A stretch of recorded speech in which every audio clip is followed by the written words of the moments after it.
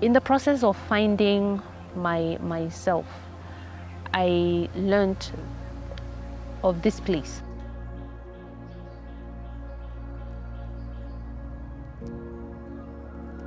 In as much as I knew about Brackenhurst, moving back home, I looked at it with a fresh eye. And I realized that whenever I would come here, I would actually feel more rejuvenated. I would get more solace here. It was 20 years ago that Brackenhurst was approached by an environmental partner, Plants for Life, who asked if they could use some of the 100 acres that was set aside for our activities to start an African forest restoration project. So actually over 60% of the property, it was agreed, would be put aside for this purpose, and the restoration project began. Now at that time there was a lot of eucalyptus forest on the property, exotic species, and so that was all cleared. A lot of invasive species were cleared out, and the planting work began. When I first came, of course I was trying to understand and figure everything out, and this very eccentric British guy who's a neighbor, he came to see me and he said he wanted to talk about trees, and I had no idea what that would lead to. But when he said he wanted to plant a few trees, well, I was thinking, maybe 10, 15, 20 to begin with, and then suddenly there were all these holes everywhere, and with all these little seedlings in. So I knew very little. I thought eucalyptus and wattle trees were a very good thing, and that's what the property was covered with. But he explained to me that he wanted to plant a few trees here. And now, probably, I don't know how many tens of thousands of trees later, we have this indigenous forest at Brackenhurst. When it came to rehabilitating this forest, because it was once a blue gum tree forest, a forest of blue gum trees, and they replaced the blue gum trees with indigenous trees. Now that was new to me because I didn't know about indigenous trees and blue gum trees. I would look at a tree as a tree.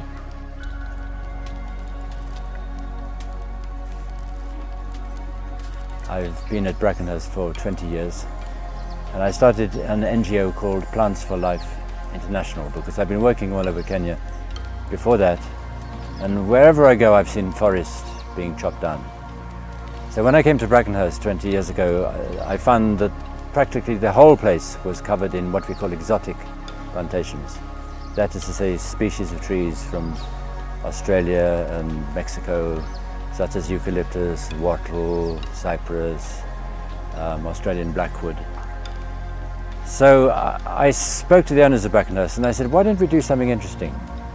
And they said, well, like what? I said, why don't you turn it into an African forest to restore the land which maybe 100 years ago would have been forest. It's all been chopped down, it's been replaced with other species. Let's put an African forest into Brackenhurst. So that's what we did, and it's taken so far 20 years, and I reckon it'll be another 10 years until we have a complete, fully what we call closed canopy forest. My biggest concern in life at the moment is climate change. Not only climate change, but also what we call loss of biodiversity. All over the world, animals, plants, all sorts of living organisms are going extinct, and they're going extinct because of the influence of humans. So I thought we should really make an effort. If you plant a forest, you what's called sequester carbon. That is to say, you take carbon dioxide and convert it into wood, and that's it's going to reduce the amount of carbon dioxide in the atmosphere. And it's also very good for things like water. For example, when you have a forest and it rains, the rain, the leaves of the trees stop the damage done by rainfall, and the water then goes into the soil and eventually comes out as springs. Because all over East Africa you're finding rivers are drying up, and when you do get rainfall you get what's called storm flow, which causes enormous amounts of damage. To begin with, people were very surprised when we started chopping down all their trees. And I said, please give us 20 years and we'll show you something completely different. And it actually surprises people now. Now they come and see the forest and they think that forest has always been there. But actually what we've done is created an indigenous forest. So we started by chopping down all the trees, and then we went around local forests collecting what we call wildings or seed, putting them into a tree nursery, and after 6 months or so we started planting them out. And the change has been quite extraordinary because we started essentially with a grass field. Once we got rid of the trees, the exotic trees like wattle and eucalyptus, we started with a completely bare ground, put in kikuyu grass, and then the trees came up. And over 20 years we found that many of, well, I suppose most of the trees have done extremely well. And we're now trying to get other people all over Kenya to plant indigenous forest. Kulingana na wakati nilikuja hapa na tukaanza hii kupanda hii miti, tumepanda msituni, imesaidia sana kwa sababu wakati tulikuwa tunapanda kule chini karibu na mto, kulikuwa kuna hiyo soil erosion kwa sababu watu walikuwa wanachimbua vile wanataka. Siku hizi ukifika kule msituni, hiyo sasa unajua majani ikikufa inamwagika chini, na inasaidia sana kushika maji kwa nini msituni kwa sababu ya ile hata miche midogo ama nini, na hata kusaidia hali ya soil erosion. Inasaidia sana kuleta ndege. Tumeona ndege zingine ambazo hatujawahi ona za aina nyingi, na kila mti ina hiyo nini kigunyo yake. Kunazo wadudu zile zinakula. Sasa kama sasa tukikuja kwa hizi ambazo ni kubwa, kuna pahali inafikanga sasa tunaona huu mti hauwezi kukaa kwa ile karatasi. Sasa tunabadilisha kwa hizi makaratasi kubwa. Ukiangalia huu mti sasa hivi unaona ya kwamba imekuliwa huku hii majani. Na ukiangalia ile mdudu ambaye umekula huu mti haiwezi kakula hii na haiwezi kakula hii. Kila mti ina ile mdudu ambaye inakujanga kukula za aina nyingi. Kunazo zingine kubwa kabisa, kunazo zingine ndogo. Na kwa hivyo tunaona wadudu wengi, monkeys zimekuwa wengi. Yani tumeona mabadiliko kabisa. Na tena hali ya anga, wala watu ambao wanakubali kupanda hiyo miti upande wa Mai na kule kwingine, unakuta ya kwamba nini imebadilika, hiyo hali ya anga imebadilika. Kwa hivyo ninajua hali ya kupanda miti tena inaleta, yani mchanga hata inakuwa mzuri. Ndio. Na hii ni indigenous trees, ile miti ya pale ile ya pale ya huku Kenya. This is the Brackenhurst Botanic Garden, and this site is where we do the production of trees. And with any kind of life starts from the seed. And because the trees don't have eggs, they have seeds.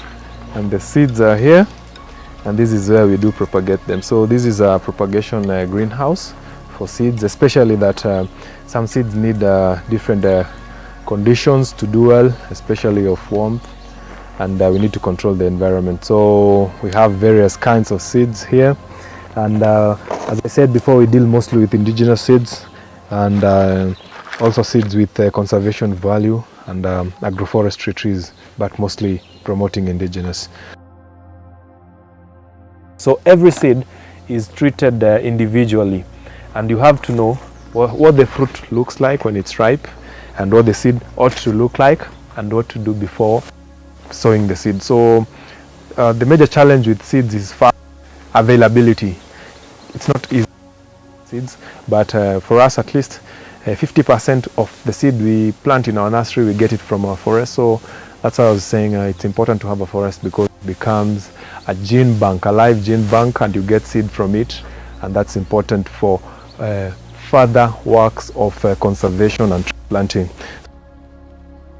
in a nursery you'll have uniform and maximum germination if possible, and that's one thing we curb. So this is very important for us because this is a production house. With such a size of a greenhouse, you can get maybe 200,000 seeds, maybe in the 2 seasons that you do your growth. So this is where we sow them, and you can see most of them growing very well. Other than seeds, we also do cuttings, especially for species which hardly produce seeds. The cuttings, we grow them in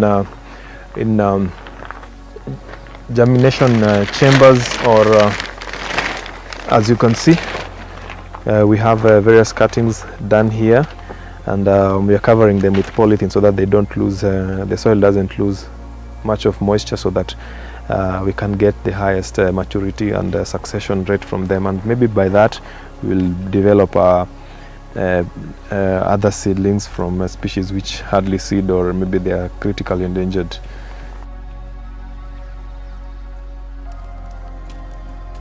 When it came to having to cut down the blue gum trees and planting the indigenous trees, and as a result certain changes started happening. Like there were springs apparently that used, like underground water springs, that would be reinstated, or they would come back to life, and the soil would become moist. And at that point, that's when I learned that blue gum trees have this negative impact on the soil. They make the soil more acidic, and they make the soil more dry, and they also make the air dry. Because I later learned that blue gum trees actually consume like 400 liters of water per day. Then there was the other element of wattle trees, which have a similar impact.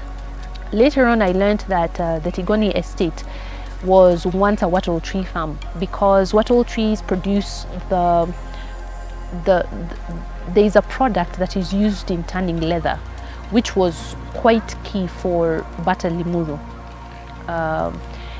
And with time, people got accustomed to the blue gum trees and the wattle trees, not realizing that with time the soil would actually become more acidic and more dry. For us, the idea of restoring nature on this property was really important, because we believe that people, amazing things happen when people come into an area that has a natural surrounding. And we've just seen so much degradation of the environment here in Kenya, and being close to Nairobi, people just living in kind of a concrete jungle most of their lives. We really felt like we could make a difference by being a model of what it looks like to restore a property like this, to restore an area closer back to its natural state. I really became unintentionally involved in something very special.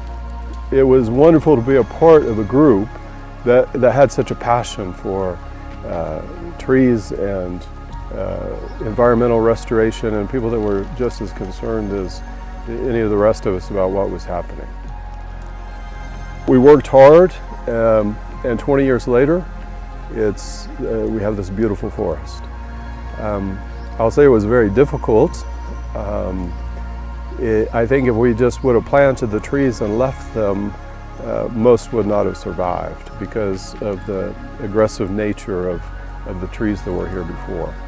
So it can be done. It takes some work. It takes a lot of passion. It takes a heart for the environment. But to see what has happened has been a real blessing for me. And like I said, something that's been wonderful to be a part of. And to see the wildlife come back. We had very few birds around Brackenhurst. Back in those days, maybe 40 different kinds that were seen commonly, and now we have around, I don't know, 150 or 200 that are commonly seen here. We've seen the monkeys come back, the colobus monkeys. We've seen other wildlife also come. I'm most proud of the number of species we've got, and I'm most concerned by what we call not only loss of indigenous biodiversity, but also loss of indigenous knowledge. If you speak to young people today from Nairobi and you ask them to mention 10 trees in their local language, they don't know. There's complete silence. If you speak to their grandparents, they probably know all the names of all the trees, and that's what we call that loss of indigenous knowledge. So I'm most proud of the fact that we've got here 650 species, or more than 650 species, of indigenous shrubs and trees. Many of them are very rare. We have 1 or 2 specimens which you won't find anywhere else. They're very, very difficult to find. So although we've got a forest which is a bit like the forest you might find in the Aberdares or sometimes Nairobi, because we're halfway between, we also have a lot of very interesting species, and it's, for me, great fun to look at, see how fast they grow, how well they grow, getting seed from them, and then giving them to other people to grow as well.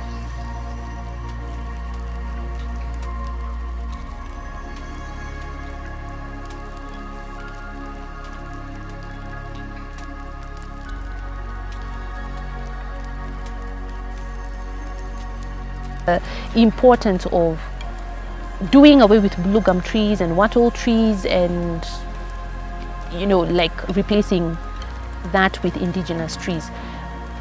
Luckily, or rather, I came to learn that at least some of the residents have embraced that knowledge, and there has been change. The only challenge is that there's some people who are still commercially dependent on blue gum trees and wattle trees. For instance, like blue gum trees are very good for firewood, and this being a tea processing zone, the firewood is mainly used in the tea processing factories. So one of the personal things that I learned, and I think that has been my driving force, is with my health coming back to life, I've become very passionate about indigenous trees, and I've been very passionate about eco-restoration activities. Part of the reason as to why I joined the community-based organization initiated by Brackenhurst.